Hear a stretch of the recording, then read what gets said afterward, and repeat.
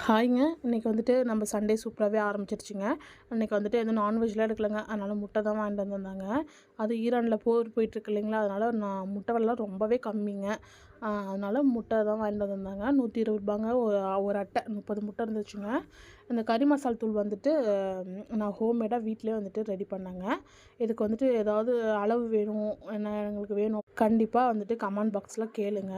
இதுக்கு மெஷர்மெண்ட் கண்டிப்பாக நான் சொல்கிறேன். வெங்காய தக்காளி வந்து நம்ம பேஸ்ட் பண்ணி போட்டோம் அப்படின்னா வதக்கணுங்க. அதை வதக்கி அப்புறமா பேஸ்ட் பண்ணி போட்டோம் அப்படின்னா கண்டிப்பாக கிரேவிக்கெலாம் சூப்பராகவே இருக்குங்க. நம்ம கறி மசால் தூள் இன்னும் நல்லா சூப்பராகவே இருந்துச்சுங்க. முட்டை குழம்புக்கு, முட்டை கிரேவிக்கு சூப்பராகவே இருந்துச்சு. குழம்பு வச்சு பழக்கமானா குழம்பு தாங்க வருது வாயில். அந்த கிரேவிங்கிறதே வர மாட்டேங்குது. ஆனால் கிரேவி தாங்க சூப்பராகவே இருந்துச்சு கிரேவி.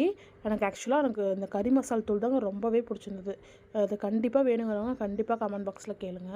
இதுக்கு மெஷர்மெண்ட் போடுறேன். இது வந்து யூடியூப் பார்த்து தாங்க நான் தயாரித்தேங்க. சூப்பராகவே இருந்துச்சு. எனக்கு ரொம்பவே பிடிச்சிருந்ததுங்க. எனக்கு எதுவுமே சமைக்க தெரியாது. கல்யாணம் ஆன புதுசுலாம் எங்கள் வீட்டில் ஒரு வேலையுமே வைக்க மாட்டாங்க. செஞ்சதும் கிடையாது. சாப்பாடுலாம் எதுவும் செய்ய மாட்டாங்க. இங்கே வந்து தான் ஒன்று ஒன்றா அந்த வீடியோ பார்த்து தாங்க கற்றுக்கிட்டேன். என்ன மாரி பார்த்து கற்றுக்கிறவங்களும் கண்டிப்பாக நிறைய பேர் இருப்பீங்க. கண்டிப்பாக ட்ரை பண்ணி பாருங்கள் இதை பார்த்து. உங்களுக்கு பிடிச்சிருந்தது அப்படின்னா லைக் பண்ணி, ஷேர் பண்ணி, கமெண்ட் பண்ணுங்கள். மறக்காமல் சப்ஸ்கிரைப் பண்ணிக்கோங்க. பாய்.